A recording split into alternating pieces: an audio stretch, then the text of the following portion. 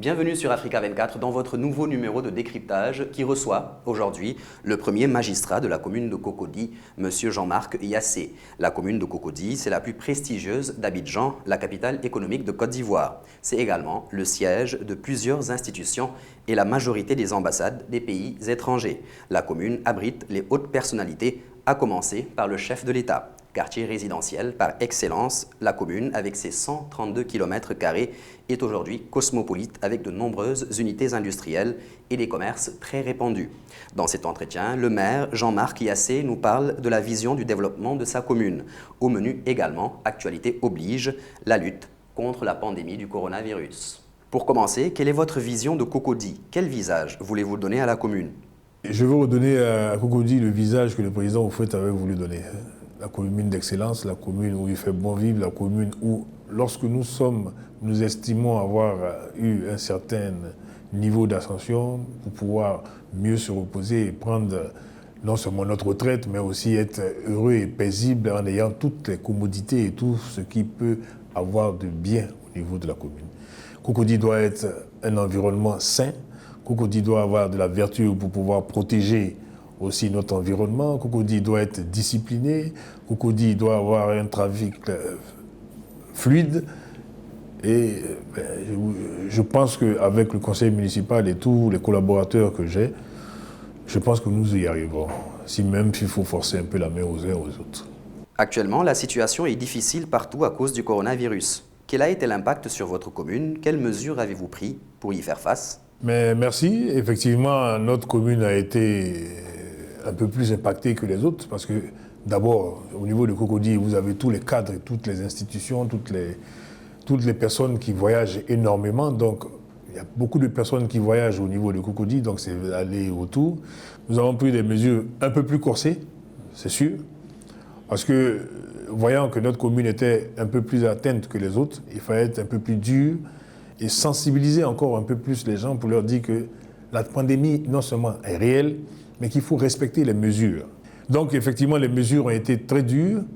J'avais demandé à toute la population de Cocody, l'administré, de fermer tout ce qui n'était pas pharmaceutique, médical et alimentaire devait être fermé, de telle sorte que nous puissions rompre cette chaîne de transmission du virus pendant un bout de temps et voir après, en appréciant pour voir si oui ou non la situation était stabilisée. Que fait la municipalité pour atténuer l'effet de cette pandémie quand on sait que les conséquences sont énormes pour le secteur informel notamment? Lorsque la pandémie a commencé, nous étions les premiers quand même à mettre en place une cellule de crise. Une des cellules de crise pour que chacun puisse nous consulter et voir en fonction des différentes sensibilisations que nous avons commencé à mettre depuis le 13 mars en place avec certains volontaires étudiants en médecine qui sont venus nous aider et aussi la Croix-Rouge qui s'est associée automatiquement à nous. Nous savons que malheureusement pour nous, aujourd'hui, le secteur informel est quand même assez important. Donc nous avons demandé aux uns aux autres de rester chez eux et nous avons essayé de prendre certaines mesures. Au début, nous avons distribué des kits, nous avons distribué des masques, mais aussi nous avons essayé de distribuer du riz parce que nous savions que nous touchions à une population qui était assez fragile et ceux qu'on était obligés de dégager ou demander de rester chez eux, y compris même les enfants de la rue, que nous avons pris, que nous loger dans des endroits et que nous devons les alimenter.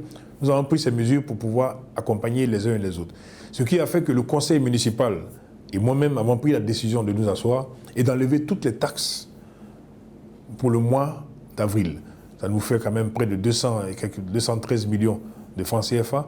Mais je me disais que c'était une mesure solidaire pour montrer aux uns et aux autres que nous ne sommes pas là pour forcément l'argent, nous sommes là pour la sécurité, pour la santé et pour la vie de nos administrés. Vous avez un centre de dépistage installé sur votre territoire. Les populations y vont-elles pour connaître leur statut et se faire dépister? Effectivement, vous avez dit, on a été le premier centre de dépistage qui a été mis en place. Nous remercions le gouvernement. Nous avons rencontré les syndics, nous avons rencontré les présidents des cultes, des différentes communautés, nous avons rencontré les étudiants, nous avons discuté avec la population pour leur faire savoir qu'on est obligé de le faire, pour savoir qui est touché et qui n'est pas touché, et que les gens sachent que ce n'est pas une maladie honteuse. C'est une maladie qui peut se prendre par n'importe qui, par inattention. Donc aujourd'hui, nous sommes obligés de nous entraider et de sensibiliser les gens pour dire que vous vouliez ou que vous ne voulez pas, cette pandémie existe. permettez aux gens de pouvoir dépister, de prendre des mesures. Parce que je pense que les administrés, les gens ont peur. Pourquoi? Parce que quand ils voient qu'en face, il n'y a pas de réaction, c'est-à-dire qu'il n'y a pas de possibilité pour eux d'être soignés ou d'avoir une solution. S'il y a la petite, les gens paniquent. Mais à partir du moment où on les informe, on leur dit que voilà, les mesures sont prises, dépistage, soins, après soins, je pense que tout un chacun commence à comprendre que vous allez voir que ça va entrer dans le calme. C'est déjà entré au niveau du calme, au niveau de Cocody, donc nous sommes tranquilles et confiants. Vous avez dit avoir renoncé à plus de 200 millions de taxes au mois d'avril. De façon globale, pouvez-vous chiffrer l'impact négatif en matière de perte de recettes? Je ne veux pas tellement imposer le mot. Perte, oui, mais perte par rapport à la vie humaine, c'est rien. Je suis que ce n'est pas perte, c'est déplacé. Non. Quand je vous dis quand même 213 millions, c'est beaucoup pour la commune, parce que la commune la mairie vit des taxes de ses administrés. Déjà, nous avons abandonné ça. Mais comme le gouvernement a pris le relais, bon, nous allons passer le relais au gouvernement.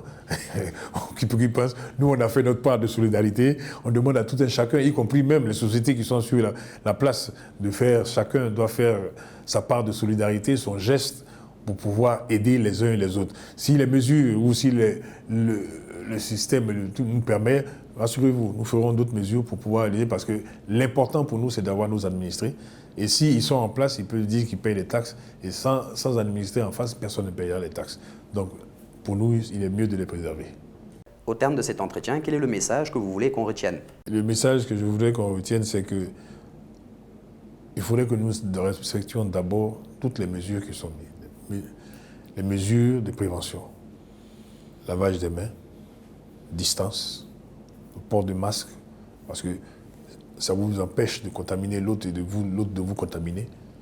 Et aussi, surtout, dire aux gens qu'il y a eu l'avant Covid-19. Nous sommes pendant le Covid-19.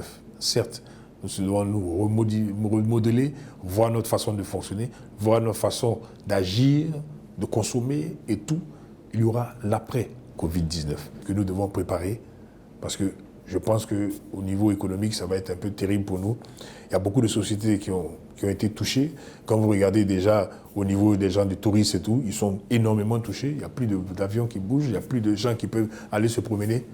C'est important. Soyons unis, respectons les conditions et que le Seigneur nous bénisse. Merci.